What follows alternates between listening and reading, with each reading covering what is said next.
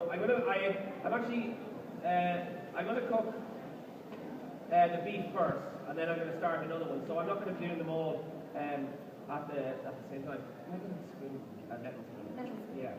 JP, you can have a little some wine. Oh yeah. Okay. When I'm waiting for the beef to cook. Folks, you can expect from Rioja, it's aged usually in American oak barrels, which gives a more vanilla, like a coconut character to the wine. And you're getting that with loads of abundant fruit as well. And the great thing about Rioja is, in terms of texture, and I always say that to people with regard to the texture of a wine, don't forget you've got taste, you've got texture. And the texture of Rioja will typically be smooth and rich and warm, comforting. Great winter wine, and very versatile. To go with a lot of different foods, not just the tapas. So it's important to season all your meats beforehand. I'm sure all you know that. Like it's just like a general thing. Always put your salt on before you cook it, because if you season it beforehand, the salt starts to work with the beef, and you get a nice flavour. Like the salt will go into the beef. If you just season it at the end, which you can do with, say, Malden sea salt or the Atlantic sea salt, the kind of the bigger crystals. But if you put salt on at the end, it's just going to sit there and it's not going to penetrate into the meat. So it's very, very important that you use salt. And we only use sea salt in the restaurant, so that's the salt. And there's loads of varieties of Irish artisan sea salt produced at the moment. So I have my beef in my pan. I know this might look shocking, but it's not. This is the butter for the steak. And we're not going to eat all that butter. When I do my cooking classes, people are always kind of freaked out going, oh my god, you just put like 100 grams of butter in the... Like, I'm not. I'm just going to baste it, and then we're going to pop it in the oven, and then we're going to make our sauce. So don't worry. Like, butter is your friend, okay? It really is. And it's one of the few things, not one of the few things, but like we excel in Ireland at making butter. Excel. Like we have some of the best butter in the world. I think we forget that. Yeah. Like I was in Spain recently and I had a gorgeous time with great food, but the butter was not good. Okay, the butter was not good. So, like Spanish do some things really well, like Serrano ham, Iberian ham, sherry. We all have. But the two things we do well are beef and butter. Beef and butter. Beef and butter. And we were saying, JP, that butter is sort of, the reputation of butter is coming out of the doldrums a bit now. The people are finally beginning to say. I think so. Yeah. Look, I've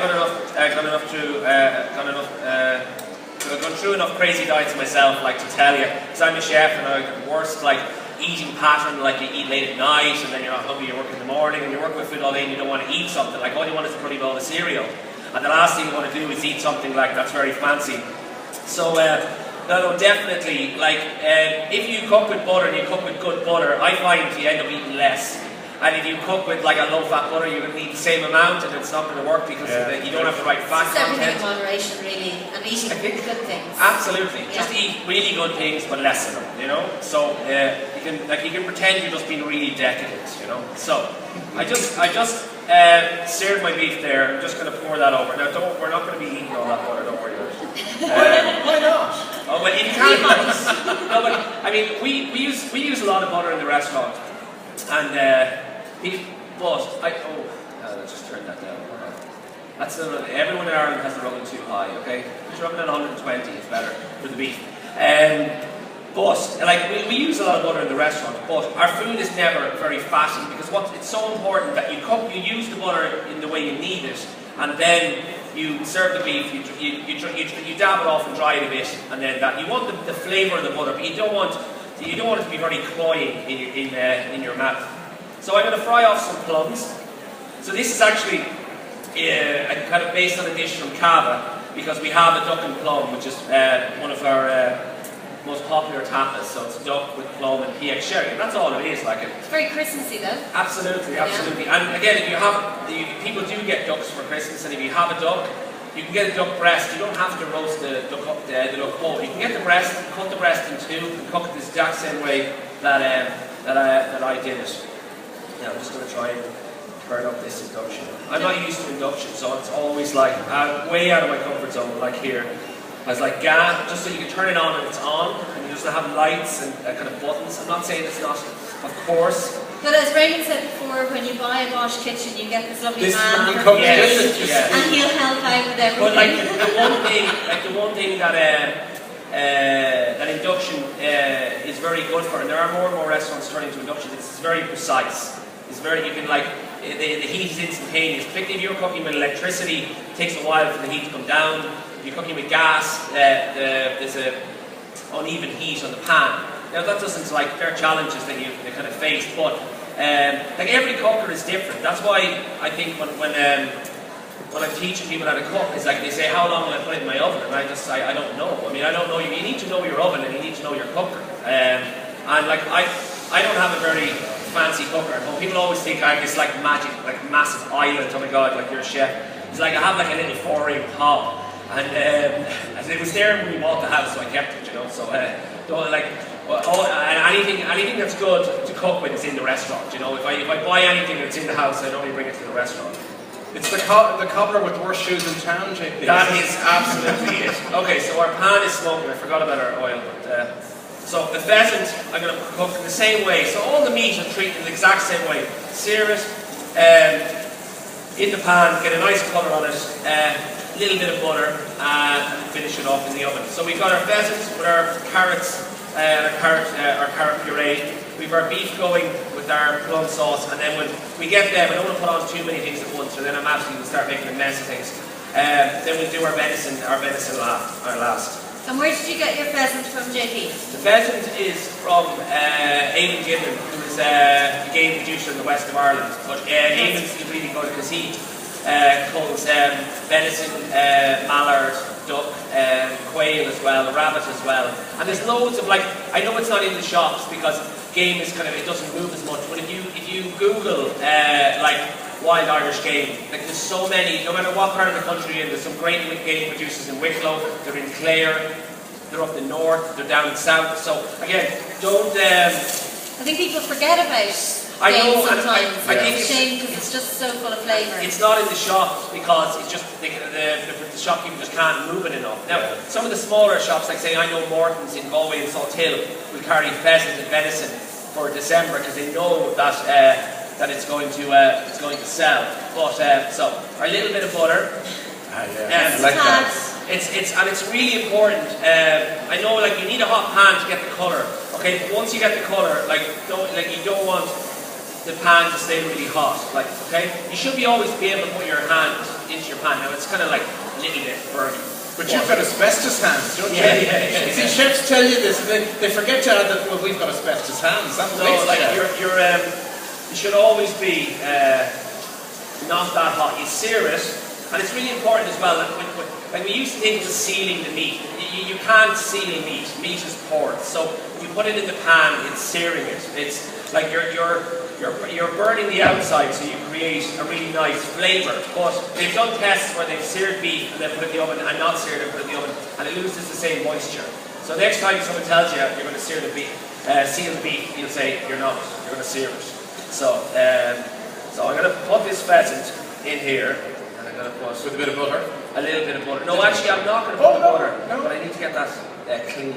Perfect. Yeah. So I'm just going to put this guy in the oven. I'm going to check my beef, and it's nice if the oven's at 120, then you can forget about it. Not forget about it over a long period. If you put beef in the oven at 180 or 200, you've got about a 5 to 10 minute window, and because like you want the core temperature of the beef to be like 50 degrees. So it's like it's not rocket science. If you put something in a 180 degree oven and it needs to get to 50, so you've got all this heat that's really kind of hammering down on the beef. So the closer you can get to that core temperature, the closer you can get to 50, the better the meat's going to cook. JP, there's the most extraordinary aroma coming here from it's really try some there. It's really the sherry, because it has a high sugar content, produces a gorgeous glaze. It's really nice. It's like sort of melted toffee. It's like prunes and figs and dates, all of those flavors. Okay, so that's our pheasant. Sorry, there's none for you. These lucky people are getting some. Now, I better go over here. Maybe I'll have a chat about this wine again. Absolutely. Well, it was funny Raymond was saying about screw top and cork. I mean, Spain still uses an awful lot of cork, but I'm sure Raymond's already told you, there's nothing like screw top is way more effective for preserving wine than a cork. It doesn't, like, neither of them are better. So sometimes there's still a little snobby, even in an ear. Like, more and more New World wines are coming with screw tops because they know when they send the wine over, it needs to come uncorked. But if you have it corked and then you lose product and then we present the bottle in an ear and go, sorry, that's corked, it's not good. So it's something to consider. So don't be worried. Like if you get a really good New World wine and it has a screw top, it doesn't signify. Like the French will tell you it signifies something. Don't mind them. They're going to run. The French don't have enough cork to produce all the cork in France, so they're buying it from everyone else. So once the Americans and the New Zealanders stop giving them oak cork, they'll be in trouble. They'll be all right. Yeah. You know, I'm really interested. I'm delighted to hear JP talking so much about the different wines and the significance of them so much, because it's often a comment that's made about an awful lot of chefs is they're really into their cooking and they're not that interested in the wine. And I think I've done two WSETs and I got my staff to do them. We pay, and the course is about €250. We pay for half it. So you've a really belief that they've got to be up to speed on wine as well. They have to be. Like, you don't need to know everything, but you need to know like the basics, you know. And it's not rocket science. It's like, I think it's in everybody's capacity to know red and white wine. And after that, I mean, you can break it down. I mean, you look at it, you smell it, you taste it, and then you don't have an infinite, like, you have an infinite, probably subjective appreciation of wine. Everyone's going to take it differently. But there are probably 10 things that you can objectively say about a wine. I mean, it's red, it's light, it's... And the thing you're forgetting to say, it's great fun. Absolutely. Don't forget that, folks. I always say, we can maybe get a little bit anarchy about it and sort of things. I always say, if wine isn't being fun, then, you know, we're losing something. And say, for instance, this one, I'm always talking about, I tend not, when I'm tasting a wine, I tend not to be saying things like, oh, you know, I get peaches and plums and apricots and da-da-da-da-da-da-da. I'd rather tell you the story behind the wine. So, for instance, the wine, I always say, who made the wine? The people and the place. Who made the wine and where does it come from? Well, this comes from Rioja. That means this one itself is 100% Tempranillo. Rioja will nearly always be a very high proportion of Tempranillo.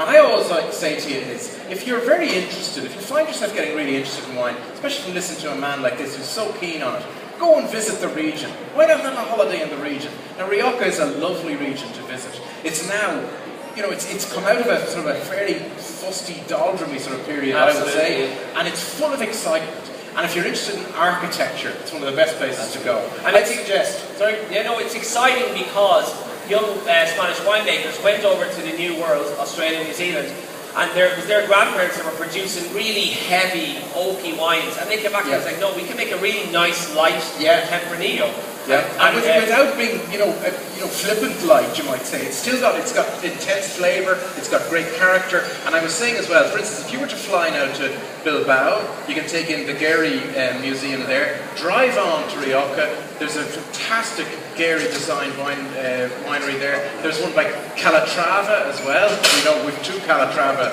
bridges here in Ireland. So fantastic stuff. But the first thing you got to do is taste the wine and see if you like it. Now, as I said to you, this is the Tesco Finest range. On the current offer, this wine is coming down to something like $8.60 a bottle if you buy six. Okay? You can order your wines down at the Tesco Wine Village, just up at the entrance as well. And you can also sign up to order shopping online. So it's very handy. And Rioja is one of the kind of big favourites in Ireland as well. One of the classics, And I think one of the reasons is as well, if you're thinking of choosing a wine for Christmas, and usually when you're choosing a wine for Christmas, you're trying to second guess a number of different things. You're trying to find a wine that's going to appeal to a lot of different people. You know, the wine buff who comes in and says, oh, what have you got today? And the other person says, I'll drink red.